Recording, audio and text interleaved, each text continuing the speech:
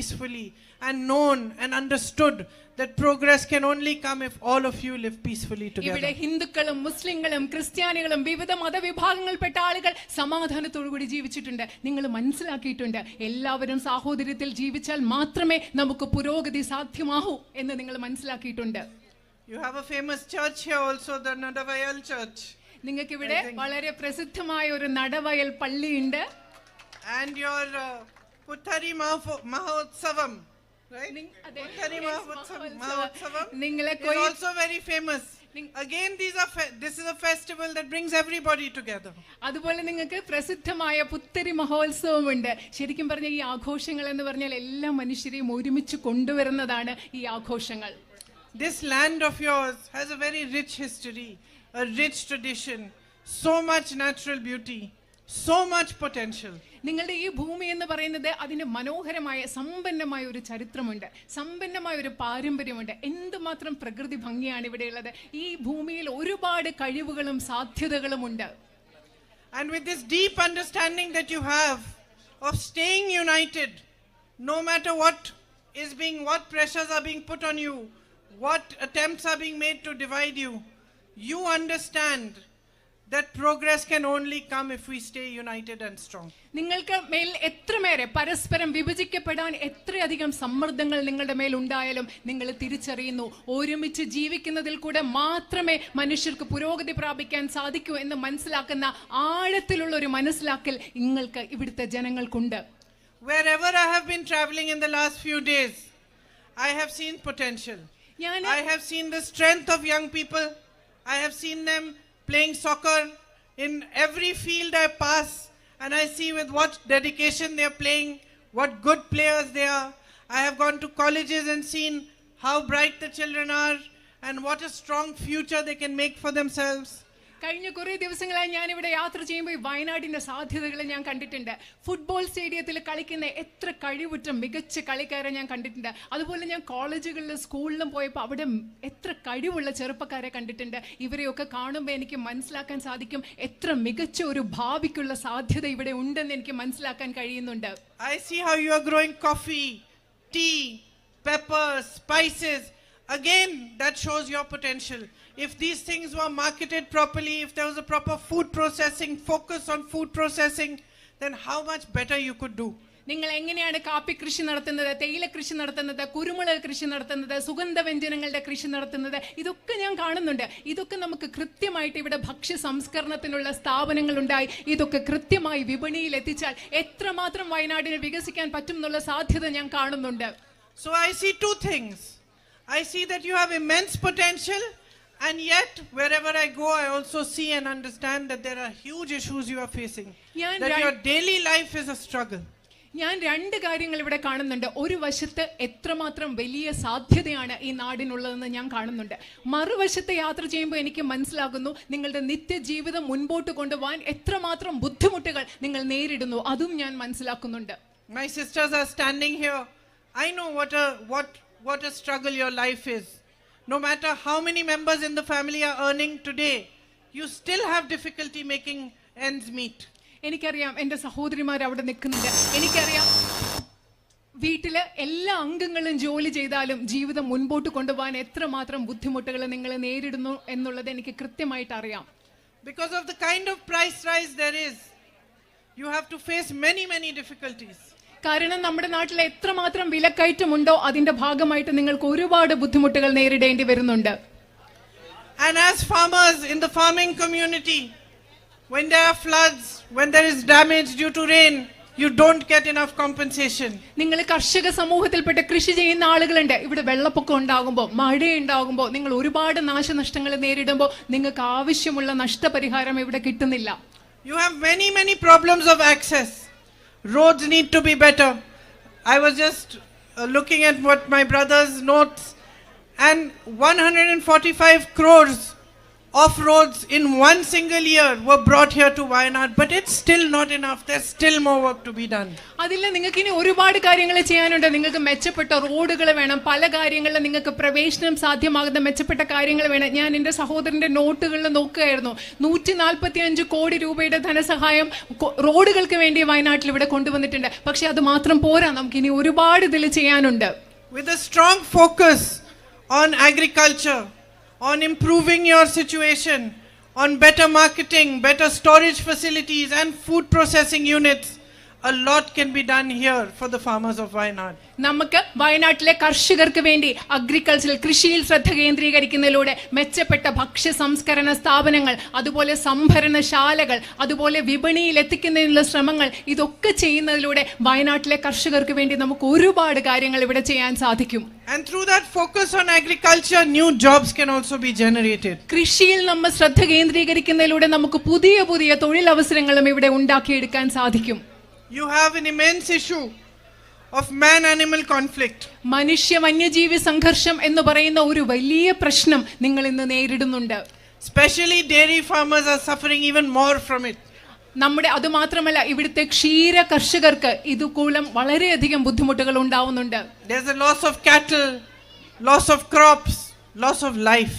അത് മാത്രമല്ല, കന്നുകാലികൾ നമുക്ക് നഷ്ടപ്പെടുന്നുണ്ട്, അതുപോലെ വിളകൾ നിങ്ങൾക്ക് നഷ്ടപ്പെടുന്നു, അത് മാത്രമല്ല മനുഷ്യ ജീവനും ഇവിടെ നഷ്ടപ്പെടുന്നുണ്ട്. And this is a big issue for which we have to work collectively to find a solution. ഈ ഒരു വലിയ പ്രശ്നമാണിത്. ഇത് പരിഹരിക്കുന്നതിന് വേണ്ടി നമ്മൾ എല്ലാവരും ഒരുമിച്ച് ചേർന്ന് പ്രവർത്തിക്കേണ്ടതുണ്ട്. On top of this, recently when they have declared buffer zones, many settlements have gone into those buffer zones without consultation. അത് മാത്രമല്ല, ഈയിടെ അവർ ബഫർ സോൺ പ്രഖ്യാപിച്ചപ്പോൾ മനുഷ്യ അധിവാസ കേന്ദ്രങ്ങൾ പലതും ബഫർ സോണിലേക്ക് മാറ്റി. അത് നിങ്ങളോട് ചർച്ച ചെയ്യാതെയാണ് അങ്ങനെ ചെയ്തത്. So all of a sudden those villages which are coming into the buffer zone have new rules applying to them. പെട്ടെന്ന് ഒരു ദിവസം എന്താ പറയുന്നത്, ഈ ബഫർ സോണിൽ വരുന്ന ഗ്രാമങ്ങൾക്കെല്ലാം പുതിയ പുതിയ നിയമങ്ങൾ അവയ്ക്ക് വേണ്ടി വന്നിരിക്കുകയാണ്. And new problems arise. അതിന്റെ ഭാഗമായിട്ട് എന്താ സംഭവിക്കുന്നത്, പുതിയ പ്രശ്നങ്ങളും ഉണ്ടാവുന്നു. I know that the women sanitation workers over here have been demanding insurance and job security for a long time. എനിക്കറിയാം, ഇവിടെ ശുചീകരണ മേഖലയിൽ പ്രവർത്തിക്കുന്ന സ്ത്രീകൾ കുറെ നാളുകളായിട്ട് അവർക്ക് തൊഴിൽ സുരക്ഷിതത്വത്തിനും ഇൻഷുറൻസിനും വേണ്ടിയുള്ള ആവശ്യം അവർക്കുണ്ടെന്ന് എനിക്ക് കൃത്യമായിട്ട് അറിയാം. I hope to be able to voice their demand for them and to put pressure on the governments to give them what they are asking for. അവരുടെ ആവശ്യം ഉയർത്തുന്നതിന് വേണ്ടി, അവർക്ക് ഇത് ലഭ്യമാകുന്നതിന് വേണ്ടി ഗവൺമെന്റുകളിൽ സമ്മർദ്ദം ചെലുത്താൻ കരുതും എന്ന് ഞാൻ കരുതുകയാണ്. Your welfare pensions have been delayed for over 6 months now. Pressure needs to be put on the government to release those also. നിങ്ങളുടെ അതുപോലെ ക്ഷേമ പെൻഷനുകൾ നിങ്ങൾക്ക് 6 മാസമായിട്ട് കുടിശ്ശികയുണ്ട്. അത് നിങ്ങൾക്ക് ലഭ്യമാകുന്നതിന് വേണ്ടി ഗവൺമെന്റുകളിൽ നമുക്ക് സമ്മർദ്ദം ചെലുത്തേണ്ടതുണ്ട്. The tribal people of Wayanad are its soul. വയനാടിന്റെ ആത്മാവെന്ന് പറയുന്നത് ഇവിടുത്തെ ആദിവാസി സമൂഹമാണ്. And yet day after day Narendra Modi ji's policies are eroding their rights. അത് മാത്രമല്ല, പക്ഷെ എന്താ സംഭവിക്കുന്നത്, ഓരോ ദിവസം കഴിയുന്തോറും നരേന്ദ്രമോദി ഗവൺമെന്റിന്റെ നയങ്ങൾ അവരുടെ അവകാശങ്ങൾ എടുത്തു കളഞ്ഞുകൊണ്ടിരിക്കുകയാണ്. In state after state their land is being taken from them and given to big businessmen. ഓരോ സംസ്ഥാനത്തും, ഈ രാജ്യത്തെ ഓരോ സംസ്ഥാനത്തും നമ്മുടെ ആദിവാസികളുടെ ഭൂമി എടുത്ത് ഇവിടുത്തെ അതിസമ്പന്നരായ വ്യവസായികൾക്ക് നൽകിക്കൊണ്ടിരിക്കുകയാണ്. Here itself you have a big issue where you still have not received compensation for lands. നിങ്ങൾക്കറിയാം, ഇവിടെ തന്നെ നിങ്ങൾക്ക് ഇതുവരെ നിങ്ങളിൽ നിന്ന് എടുത്തു മാറ്റിയ ഭൂമിക്ക് വേണ്ടത്ര നഷ്ടപരിഹാരം കിട്ടിയിട്ടില്ല എന്നൊരു വലിയ പ്രശ്നം ഇവിടെ തന്നെ ഇന്നുണ്ട്. Access to good health care is a problem. അതായത് ആരോഗ്യ പരിരക്ഷാ സംവിധാനങ്ങൾ ലഭ്യമല്ല എന്നൊരു വലിയ പ്രശ്നമുണ്ട്. Rahul ji put constant pressure for the medical college and some development took place, but still more pressure has to be put. Because though the government has put out the board saying medical college, it still has not started the facilities. നിങ്ങൾക്കൊരു medical കോളേജിന് വേണ്ടി കഴിയാവുന്ന സമ്മർദ്ദം രാഹുൽജി ചെലുത്തിയിട്ടുണ്ട്. അതിന്റെ ഫലമായി കുറച്ച് പുരോഗതി ഉണ്ടായിട്ടുണ്ട്. പക്ഷെ അവസാനം എന്താ സംഭവിച്ചത്, മെഡിക്കൽ കോളേജ് എന്ന് പറഞ്ഞ ഒരു ബോർഡ് അവിടെ വെച്ചിട്ടുള്ളതല്ലാതെ അവിടെ മെഡിക്കൽ കോളേജിന് ആവശ്യമായ യാതൊരു സൗകര്യങ്ങളും ഗവൺമെന്റ് നൽകിയിട്ടില്ല. When somebody falls ill in the family, you're afraid, you don't know what to do, there isn't a good facility available in the area, At the same time, to reach other facilities is a problem because of the night ban, because of so many other issues that you're facing. നിങ്ങൾക്കറിയാം, വീട്ടിലൊരാൾക്ക് അസുഖം വരുമ്പോൾ നമ്മൾ പേടിച്ചു പോകും. നമുക്ക് എന്താ ചെയ്യേണ്ടതെന്ന് അറിയില്ല, എങ്ങനെയാണ് ആശുപത്രിയിൽ എത്തിക്കേണ്ടതെന്ന് അറിയില്ല. അടുത്തുള്ള ഒരു ആശുപത്രിയിൽ എത്താൻ നിങ്ങൾക്ക് ഒരുപാട് ദൂരം സഞ്ചരിക്കേണ്ടി വരും. അതുമാത്രമല്ല, രാത്രി യാത്രാ നിരോധനം ഉള്ളത് കൊണ്ട് വേറെ പ്രശ്നങ്ങളും നിങ്ങൾക്കുണ്ട്. അത് ഞാൻ മനസ്സിലാക്കുന്നു. And these are basic needs. ഇതൊക്കെ എന്ന് പറയുന്നത് മനുഷ്യരുടെ അടിസ്ഥാന ആവശ്യങ്ങളാണ്. Basic things which are your right. ഈ അടിസ്ഥാന ആവശ്യങ്ങൾ എന്ന് പറയുന്നത് നിങ്ങളുടെ അവകാശങ്ങളാണ്. You should not be begging for a medical college. ഒരു മെഡിക്കൽ കോളേജിന് വേണ്ടി നിങ്ങൾക്ക് യാചിക്കേണ്ട അവസ്ഥ ഒരിക്കലും ഉണ്ടാവരുത്. You should not be crying for better roads to access health facilities, educational facilities. നിങ്ങൾക്ക് മെച്ചപ്പെട്ട റോഡുകൾ ഉണ്ടാകാൻ, മെച്ചപ്പെട്ട വിദ്യാഭ്യാസ സൗകര്യങ്ങൾ ഉണ്ടാകാൻ, മെച്ചപ്പെട്ട ആരോഗ്യ സംവിധാനങ്ങൾ ഉണ്ടാകാൻ വേണ്ടി നിങ്ങൾക്ക് നിലവിളിക്കേണ്ട, കരയേണ്ടി വരുന്ന ഒരു അവസ്ഥ ഒരിക്കലും ഉണ്ടാവരുത്. This is the very least that governments can do for you. നിങ്ങൾക്ക് വേണ്ടി ഗവൺമെന്റുകൾക്ക് ചെയ്യാവുന്ന ഏറ്റവും കുറഞ്ഞ കാര്യങ്ങൾ എന്ന് പറയുന്നത് ഇതൊക്കെയാണ്. Good health services, good educational services, good roads, drinking water, it's the very least. മെച്ചപ്പെട്ട വിദ്യാഭ്യാസ സൗകര്യങ്ങൾ, ആരോഗ്യ സൗകര്യങ്ങൾ, മെച്ചപ്പെട്ട റോഡുകൾ, കുടിവെള്ളം, ഇതൊക്കെ എന്ന് പറയുന്നത് നിങ്ങൾക്ക് ലഭ്യമാക്കേണ്ട കുറഞ്ഞ കാര്യങ്ങളാണ്. If you look at the level of unemployment today, all the educated young people who are standing here, who are looking for jobs with no prospect of employment. നിങ്ങളിപ്പോൾ ഇന്നത്തെ തൊഴിലില്ലായ്മ അവസ്ഥ നോക്കി. ഇവിടെ വിദ്യാസമ്പന്നരായ ധാരാളം ആൺകുട്ടികളും പെൺകുട്ടികളും ഉണ്ട്. നിങ്ങൾ ഭാവിയിലേക്ക് നോക്കുകയാണെങ്കിൽ അവർക്ക് ജോലി കിട്ടാനുള്ള ഒരു സാധ്യതയും നമ്മൾ ഇന്ന് കാണുന്നില്ല. Because there is no thinking about it. കാരണം ഇതിനെപ്പറ്റി ചിന്തിക്കേണ്ടവർ ചിന്തിക്കുന്നില്ല. There is no focus on manufacturing. ഉൽപാദന മേഖലയിൽ യാതൊരു ശ്രദ്ധയും ഇവിടെ കേന്ദ്രീകരിക്കുന്നില്ല. Focus on agriculture, like over here as I was explaining, how much it can generate jobs. കാരണം ഇവിടെ കാർഷിക മേഖലയിലും ശ്രദ്ധ കേന്ദ്രീകരിക്കുന്നില്ല. മുമ്പ് നിങ്ങളോട് ഞാൻ വിശദീകരിച്ച് തന്നതുപോലെ എത്രമാത്രം കാർഷിക മേഖലയിൽ ശ്രദ്ധ കേന്ദ്രീകരിച്ചാൽ നമുക്ക് തൊഴിലവസരങ്ങൾ സൃഷ്ടിക്കാൻ സാധിക്കും. And the public sector has also been weakened. അതുമാത്രമല്ല, നമ്മുടെ രാജ്യത്തെ പൊതുമേഖലാ സ്ഥാപനങ്ങളെയും അവർ ദുർബലപ്പെടുത്തിയിരിക്കുകയാണ്.